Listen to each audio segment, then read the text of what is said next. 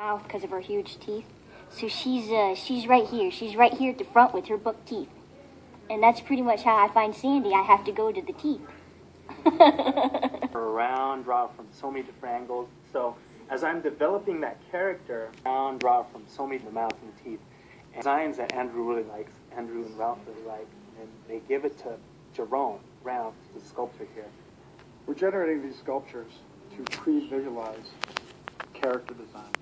We knock these out in clay, just like this, and we do it as fast as we can so we can get as many changes from the director and the art director, as many as we need. That's really when the magic happens. Starting, I start seeing it in a new way. I start turning it around. I look at it from the top and the bottom, because you never know if that's the way they're going to be seen in the movie. Once the sculpt's done and we get approvals, then it goes on to the modelers, and then they actually start building them in the computer using our clay sculpts as a reference. We would have animators come in and help us figure that stuff, out too. That's outrageous. Oh, my little dirty ill expert.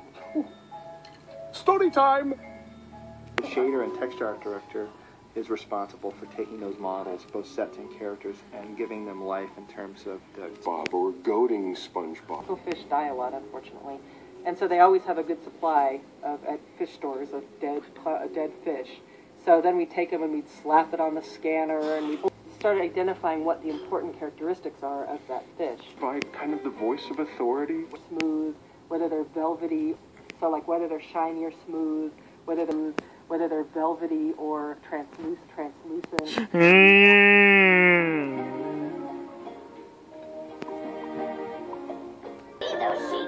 Scuba diving on vacations and locations where this kind of plant life existed in the ocean, I appreciated it so much more than in the past. I was like, oh, hey, I draw that thing. There's that thing, and that's the way it really looks down here.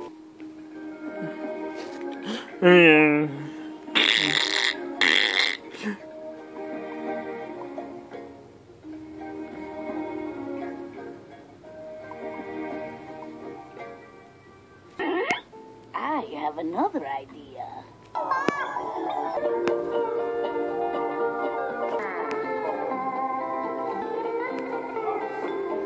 Decided to give him kind of a dolphin-y laugh. Now, the way you achieve that dolphin-y laugh is... Of tricks as animators for bipedal characters. So we had done the first few tests, played around with us, ever since Toy Story, and realized that it's a completely different language. Turns it again, turns it upside down, again. Finally, it strikes it up and goes... Of like pretty intense stuff to really, really get into understanding what makes a fish feel like a fish and adapting their old bag of tricks to their new bag of tricks.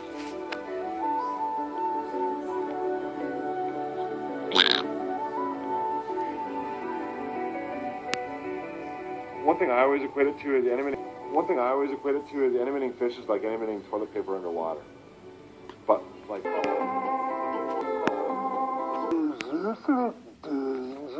This fellow was showing me how the fish moved and everything. I said, they can't move their pectoral fins like that. That won't look right. A fish can't just sort of do that. I don't think I look very much like Shelley Winters, but it's more just how I feel.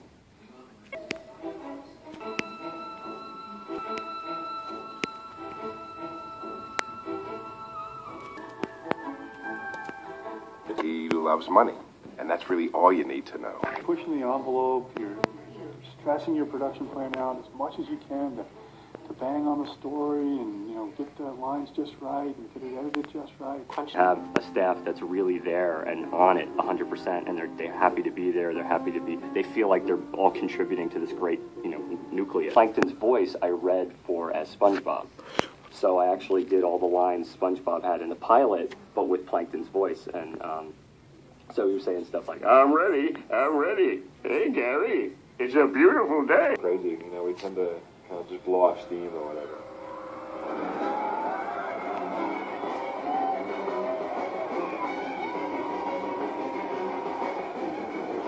We really spent a lot of time and a lot of sessions just figuring out what his lack. I remembered Tom, he was looking in the mirror and...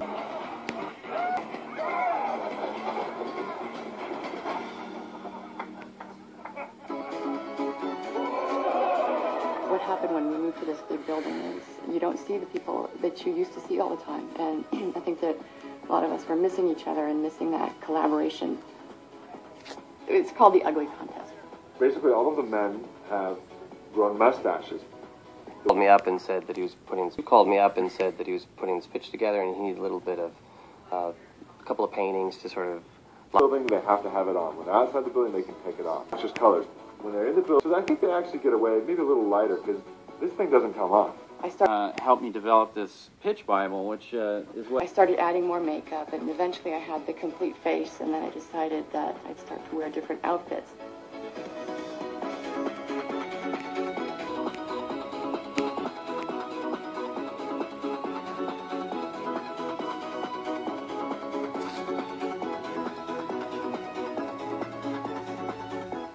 As the contest went on, people were going out and checking each other out more often, and we did get around to each other. The character that Jerry Lewis played in those movies was very SpongeBob-ish in that his enthusiasm and desire to help people would often start a snowball rolling down the hill. I know. I pushed my belly button and pulled.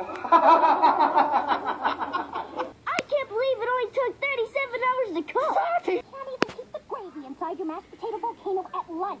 You expect me to let you put my brain back? We have what are called shock briefings for the animators. And to be honest, all that is a fancy word for what all directors do with actors.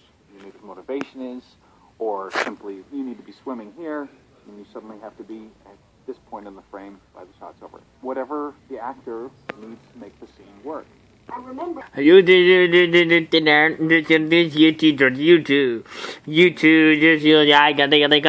too. Later. You realize she doesn't want to be lonely anymore.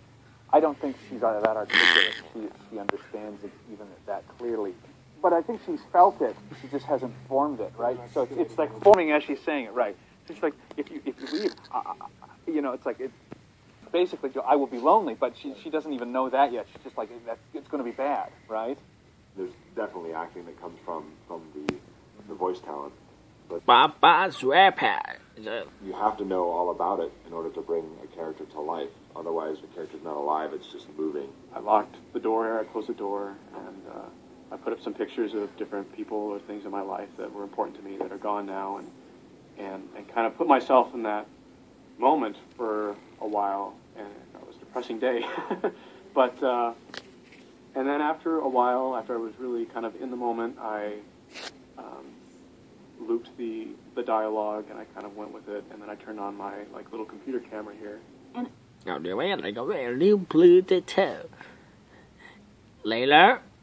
Later. Help.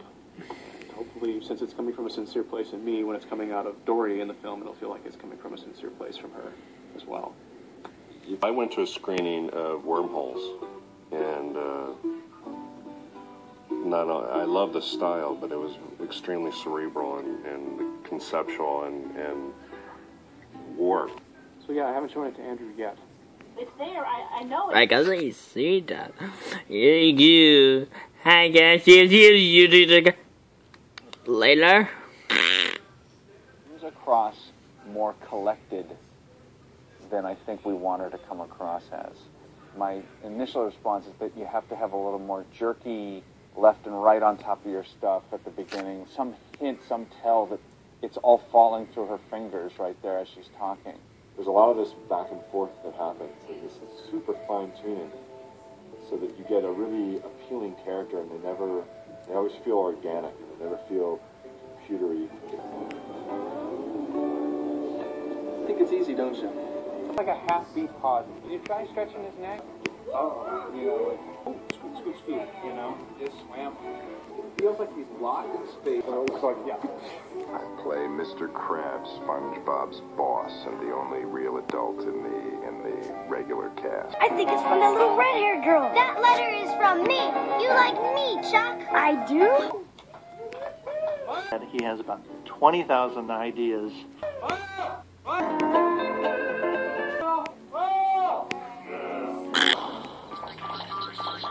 Okay, let's get this show on the road. And it's at night. So where does the light come from? You have to invent something that looks believable, shows the action, makes the characters look appealing. It makes it Kind of a sidebar. You know, the most important thing is that Mr. Krabs is in peril. It's a story about the crab. Maybe next He's been framed by his nemesis Plankton. That's the story. because you want the orange one not to go black because you know you're hitting it with blue light. There was some in Bikini Bottom. Yeah, we're a little hot. Really super deep, dark blue. And it is time for you to die. My being shadow from the cabin. King Neptune, which is another thing that appealed to Steve. Is usually we have a lighting crew. Because it would give him a headache. So, but I think he's secretly like... Same movie, we're all trying to make shots. They could have all been lit by the same person. It looks awesome. Wow. Dan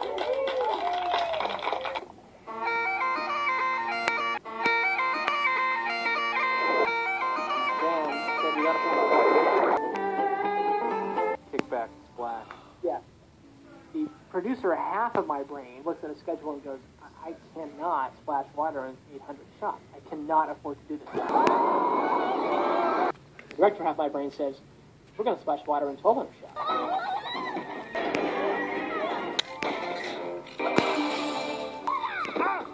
Candy cane! You know, In the right places? You put your minds back in the right place. Three shots and splash because they're water. Okay, both are not really true, so where's the middle ground? If you do it right, you get a couple shots you spend a lot of money on that look just, And can the ponies save Minty at the North? A chicken strip party pack for all your friends. And that nice chicken outside gave me this cool... Spend your money there. As an audience member, you... Hey, Jimmy, you know the only thing worse than you losing this relay race? What's that, Vortex? Losing to a girl! And on it 100%, and they're happy to be there. They're happy to be. They feel like they're all contributing to this great, nucleus. Himself, and he said something like, "Oh, what's a sponge?" You know, his sort of describes what SpongeBob. They completely love it. They completely say he's mean all the time. I love it. Creatures have been cleaning our oceans for over 540 million years. And done some personal appearances, and little boys always come up and they want an autograph, and they slide over their paper to you, and they say, Plankton's always mean. And you feel this like energy of they completely love it. They completely say he's mean all the time. I love it. And you're just, it's funny because you could see it's the same thing I would have connected with as a kid. Not only did the screening go well, they were the best 2 screenings we've ever had in Pixar's history.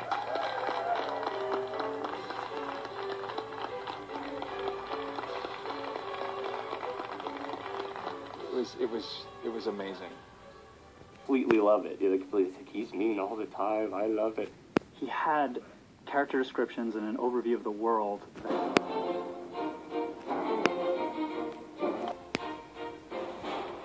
That it was so complete. He knew who his characters were. It was amazing. And if you look back now, these years later, it's all there in the original documents. I think I look very much like Shelley Winters, but it's more just how I feel. This is something that we do a lot of on this show, the bamboo posts in the ground. Have a staff that's really there and on it, and you feel this like energy of. SpongeBob was just one of those shows where the right elements and the right people were at the right place at the right time. Incidental voices can be anything in the show that is not what they call the principal voices, which are the main recurring roles in a show. I think it's his character. He said, "Now do it faster." He's mean all the time. I love it. Oh,